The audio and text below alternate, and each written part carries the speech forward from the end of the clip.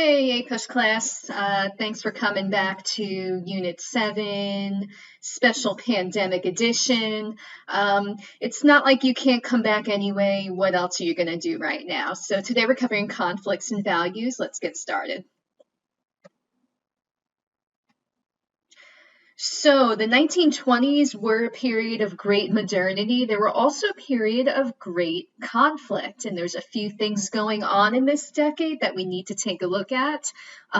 Old versus young, I feel like this is something that you see in every generation, kind of the conflict between the older people and the older people not quite understanding why the young people do what they do, and the young people not quite understanding why the old geezers just aren't coming over to their side and being more modern and more enlightened. Another source of conflict would be nativist versus immigrant, also modern versus traditional, and prohibition versus anti-prohibition. So let's get moving. So religion's going to see a bit of action in this decade, and the best example of this kind of religious conflict I can give you is the Scopes monkey trial. And it was called the monkey trial because it dealt with the issue of evolution, which has been a source of contention between the church and science. Again, religion versus science is and continues to be a big deal in our country and really all over the world too. So what was the deal with the Scopes monkey trial? Well, this whole thing starts in the state of Tennessee. A lot of southern states in the 1920s had passed laws outlawing the teaching of evolution in schools. Now, the American Civil Liberties Union, the ACLU, is going to try and test this law in Tennessee. And they do that by convincing a biology teacher by the name of John Scopes. His picture is on the lower left-hand corner of the screen. They're going to convince him to teach evolution in a high school in Tennessee. And the ACLU, and you're going to see later on a few other activist groups try this same thing. Typically, when you have an organization that's trying to test the constitutionality of a law, they intentionally break that law so that it winds up in the courts, and then the courts hopefully will rule in their favor. You're going to see a very similar thing happen during the civil rights movement with Brown versus Board of Education. Same thing, the NAACP does something very similar to this. But anyway, back to the monkey trial. So John Scopes, this young biology teacher, is going to teach evolution in his Tennessee high school, and that's in violation of that Tennessee law. He can't teach evolution. So Scopes will be arrested and he'll be put on trial in 1925. And this trial was followed by the entire country on the radio, on the newspapers. This was the trial of the decade. It was so famous that William Jennings Bryan, remember him, ran for president a whole bunch of times, never won, Cross of Gold speech. He will be the prosecutor in the Scopes trial on the basis that he was an expert on the Bible. So the trial takes place, and the result of it is that Scopes will be convicted of violating that law, and he'll be fined like $10 or some nominal amount. The conviction was later overturned on a technicality. I believe that they later decided it was a mistrial, so this whole thing's going to be thrown out. But then what was the impact of this trial? Again, you're going to see a little bit of North versus South contention that, again, we've seen in sectionalism, we've seen in the Civil War, so that really hasn't changed. The Northerners are going to view this trial and feel that, well, this religious fundamentalism was discredited. You got to teach evolution in schools. The Southerners will disagree, and this becomes an issue that endures in public schools, teaching prayer in schools, religion in public schools, separation of church and state.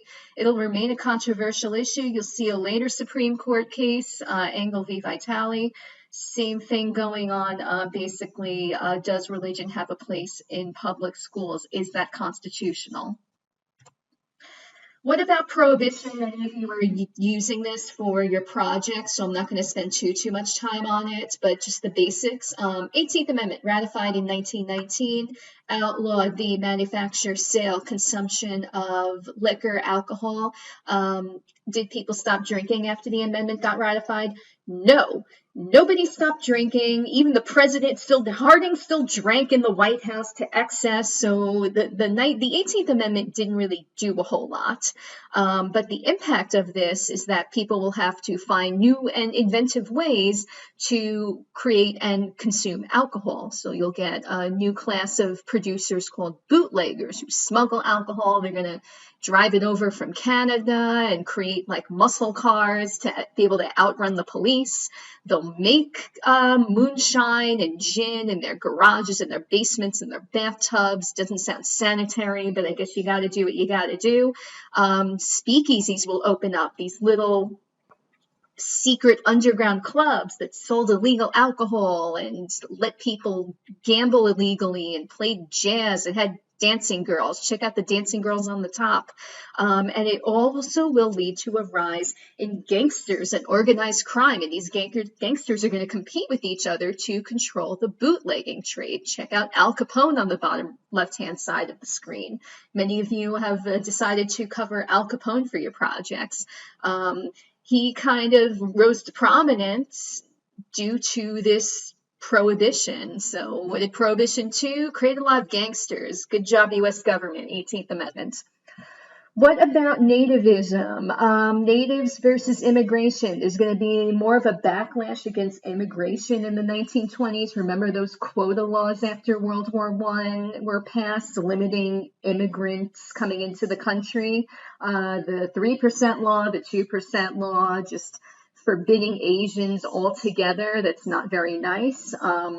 But that led to a lot of, and the just general sense of isolation after World War I led to a lot of nativist sentiment, again, anti-immigrant sentiment. And we see this with the Sacco and Vanzetti trial that took place in 1921 in Massachusetts. So two Italian immigrants, Nicola Sacco and Bartolomeo Vanzetti, were on trial for robbery and murder in Massachusetts, and they were convicted and sentenced to die. And many liberals observing the court, northern liberals, complained that they were convicted because they were poor, they were Italian immigrants, they had ties to anarchists, and they were not really convicted based on evidence. They were convicted based on the fact that they had these immigrant anarchist ties. What ultimately happened to them? There were many repeals, appeals, I should say. I'm not editing that out. There's no time. But although there were many appeals, thank you, Amanda Mahoney, the two men, Sacco and Vanzetti, did wind up getting executed by the electric chair. So sad ending for those two gentlemen. What about the Ku Klux Klan? Because you thought we'd seen the last of these jerks in Reconstruction. No, we haven't. They're going to gain strength in the Midwest. They're not just in the South anymore. They're also in the Midwest, in like Texas, in Tennessee and Indiana, I believe too. And they'll gain popularity among lower middle class whites. And they're not just going to target African Americans anymore. They will target Catholics, Jews, foreigners, communists. They're just going to go after everyone. They have beef with everyone in the 1920s. What tactics do they use? Kind of the same that you saw during Reconstruction. Beatings, murder, whippings. This is the time period that they start burning crosses in the front of people's homes, tarring and feathering people. They're just a bunch of jerks. I don't know what to tell you. They're the Klan. They're a horrible terrorist group. They did, however, decline slightly after 1925 when one of their Klan leaders, do not ask me his name, but I think his title was Grand Dragon, unbelievable, was convicted of murder. So they're gonna lose a little popularity. However, they are still around today. So did they go away? No, these jerks are still around today. Do not support them. What about the ladies? Well, we have the flappers, the new women of the 1920s, and these new women were young. They cut their hair short, the hemlines raised, they danced, they smoked, they listened to jazz, they drove cars, and they caused a whole lot of ruckus for a certain group of people. So then why did this happen? Why did the flapper happen? Well, if you recall, 19th Amendment was passed 1920, and women gained the right to vote, which is excellent. Also by 1920, 25% of women in the United States worked outside of the home. So they have voting rights. The Ford Model T, if you remember from the last video, is really popular. They're able to purchase a car if they have the finances for that. They can go wherever they want in that automobile, and this gives them a lot of freedom to do new things. There's also a lot of new ideas in social values in the United States, and that can be attributed to Sigmund Freud. The popularity, or I'd say like the ease of getting a divorce. If marriage wasn't working out, a woman was able to divorce her husband. If you recall, Alex and Lucy covered Margaret Sanger in our Progressive Reformers. Margaret Sanger was one of the individuals that that led the movement for contraceptives, birth control, so a woman could control whether or not she wanted to have children. Women also had access to education now due to new compulsory education laws that came out around the Gilded Age. Secondary education was required, so these women were more educated. So they had a lot more freedom to do what they wanted, and they were working outside of the home, so they weren't relegated to just domestic life anymore.